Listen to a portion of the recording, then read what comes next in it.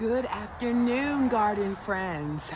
Today I am actually going to be doing a backyard walkthrough. You guys have seen my previous videos in regards to leveling up on our retaining wall, me extending my garden bed by using the no-dig process, planting crabapple profusion trees, and also staining my fence. So now I want to be able to show you my backyard, the full view of what is growing and the transformation. So come along with me.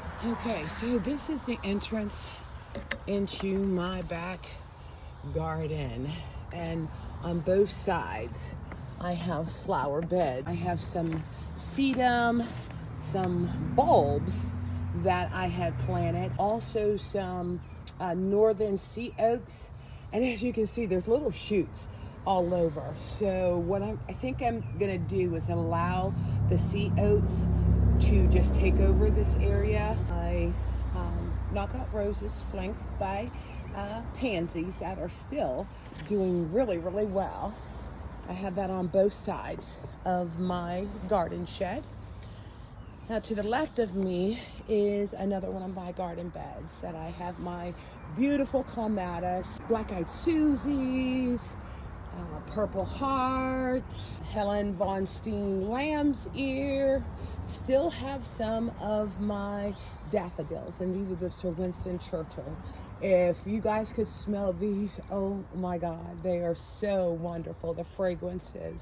And then I have it lined with other perennials and annuals, and this is my candy tuft.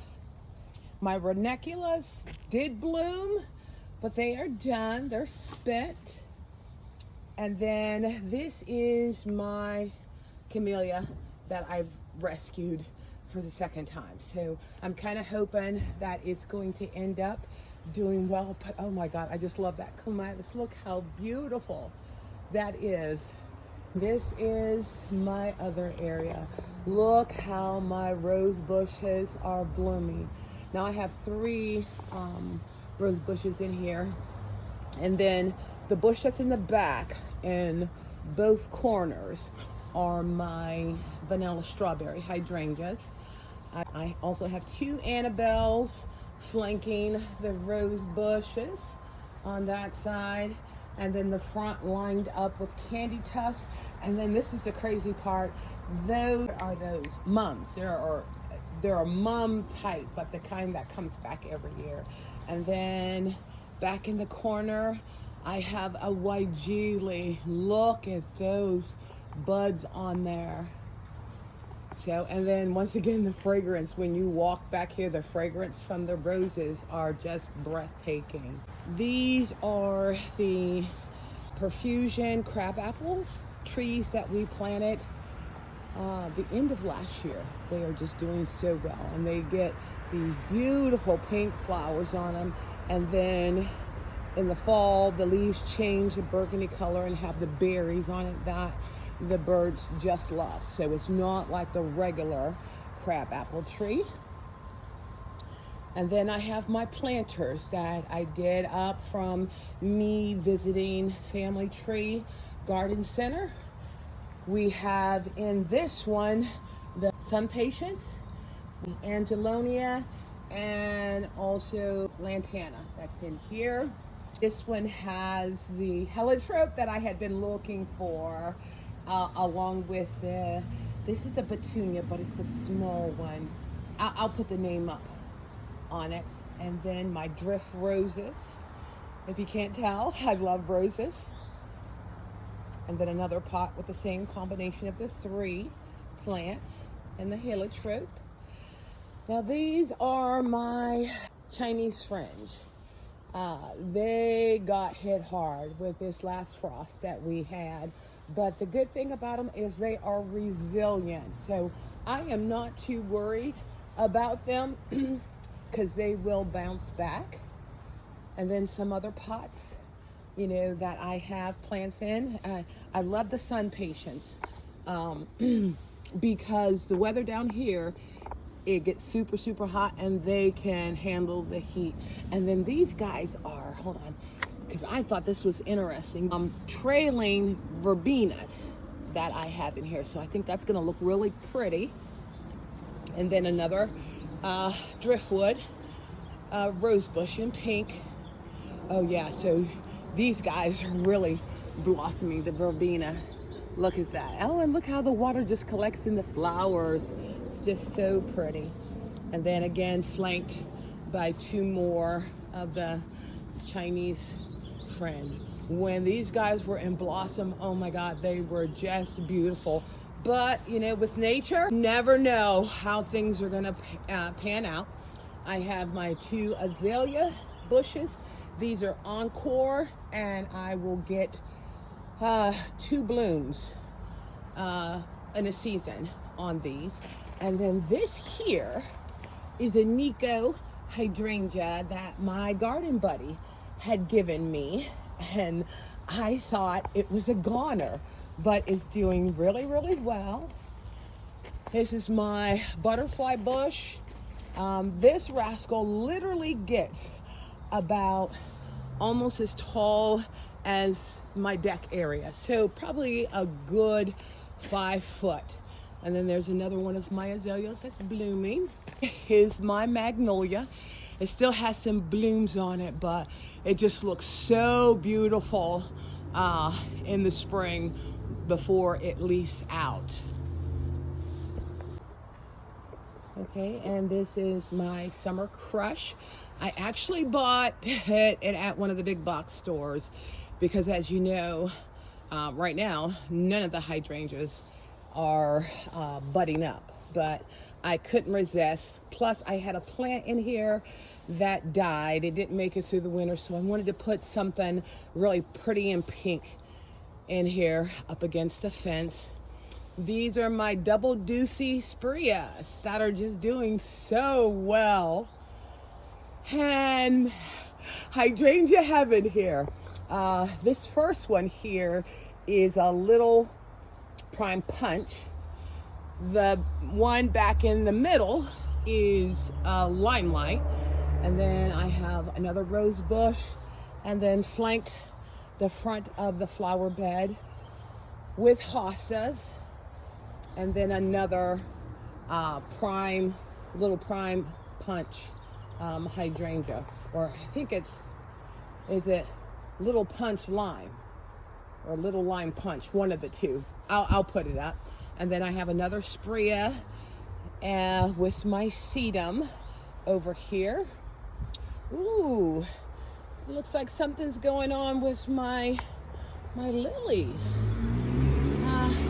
I'm gonna have to check that out because these guys were doing really good and they're beautiful.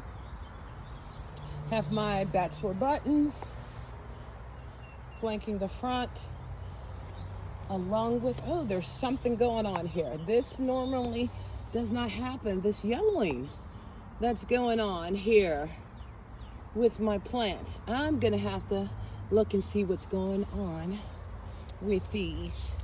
And my peonies, look at my peonies. They are so beautiful. I have 4 of them here, and this is my 2nd year with him. So I'm like so happy that they are blooming, and they're just gonna be absolutely gorgeous. And then these are my flower boxes that I did with the alyssum, and then this is my hedge of forsythia that in the spring it is just covered with the yellow flowers, and it just looks so nice up against the backdrop of the fence. New color. This here is my Texas lilac that is doing well.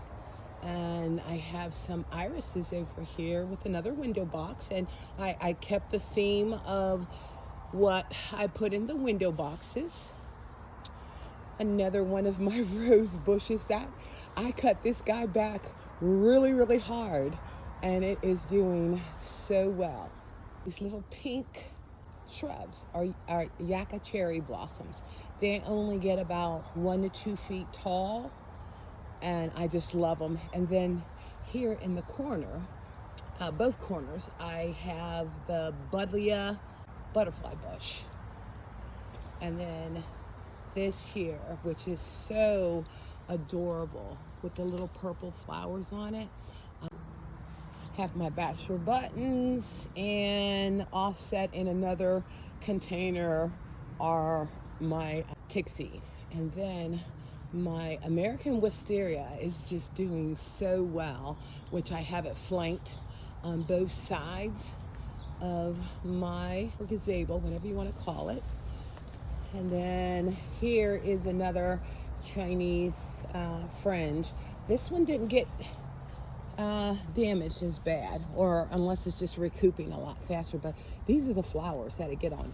And like I said, I will get another flush of flowers on it later on in the season, not as much as, you know, in the springtime. And then I have this bed edged in candy tuft. This is the new flower bed that we added. I did the no dig process, and also this was something new too, that we added the pathway from our gazebo to the new flower bed, which has angelinas in it, salvia, African daisies, also more hydrangeas, and maybe you can tell my theme is roses and hydrangeas. So this is hydrangea rose wall that I have a mixture of the limelights in here and the lime primes. And the beauty of this is the limelights are supposed to change into a soft pink, but they don't. But the little lime punches do. They will initially start off white and then turn that soft pink color. And like I said, I got Sylvia. Oh, and then this here, I have 2 of these bushes in here, and they are called sweet summer bushes, and they have an amazing fragrance to it. And then I have the bed lined with lithotrope.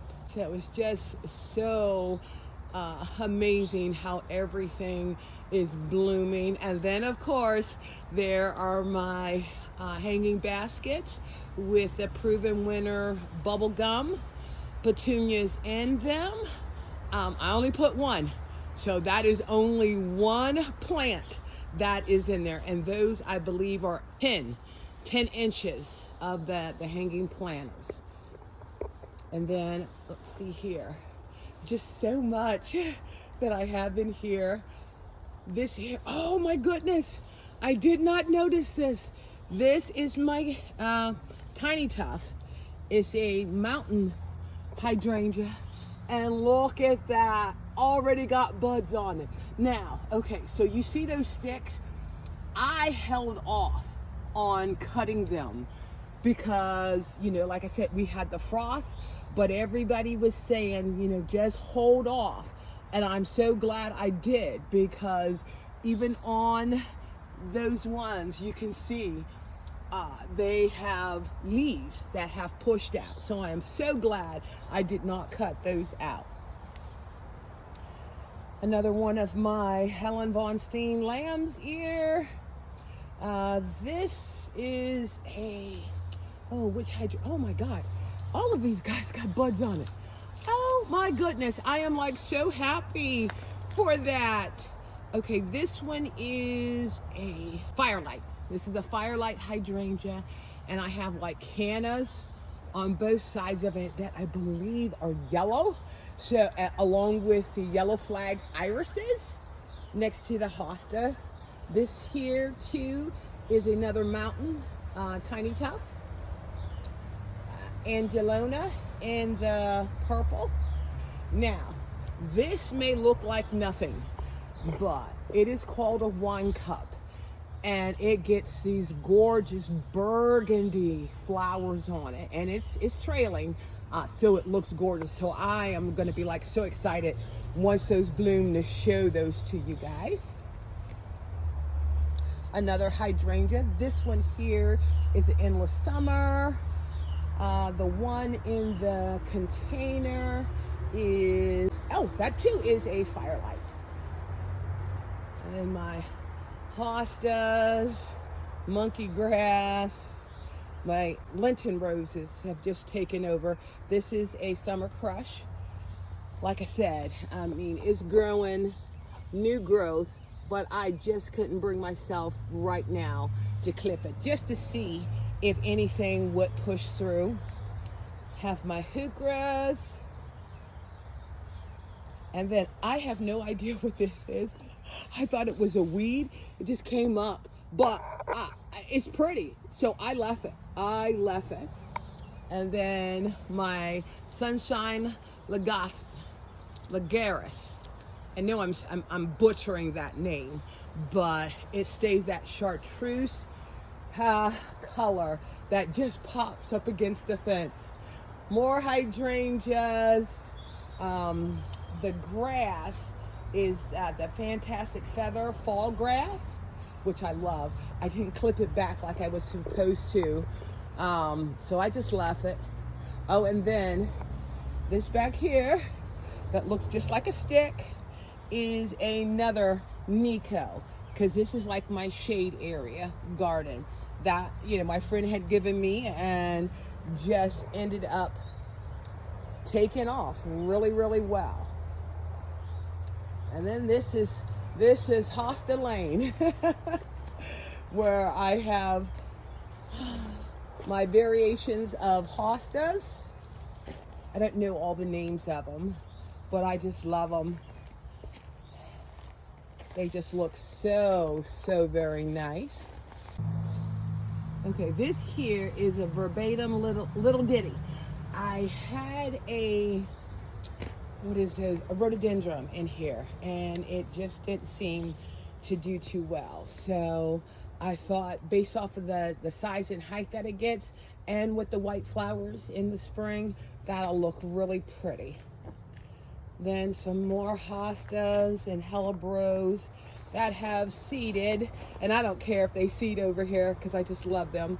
And then I have another endless summer back here, and then my elephant ears are popping up nicely. This two here is another endless summer that I have in a pot, and like I said, those sticks did not have any leafing on them, so I am like so glad I did not cut them off. Another area with hostas, snapdragons in the pot, sedum. These are black-eyed Susies that I have back here. It just looks so nice. And then this is my bird sanctuary area, where I have daylilies, hostas, the proven winter petunias. And like I said, I only put one in because they end up growing so nicely. A miniature rose bush. These are my mulberry bushes. I have two of those. Some more of my Lenten rose, hostas, and on the side of my garden shed, I have broomstick hydrangeas. I have 3 of those, and I love these because the branches end up being like a deep burgundy color. And then I have impatiens that line up this bed. Olive tea tree or bush that I thought got demolished from the frost, but as you can see, all new branches have flushed through. Thank you again for visiting Inspiring Garden Corner, and I hope you enjoyed being able to take this walk with me through my back garden. If you liked the content, please consider subscribing and liking my channel. Have a great day.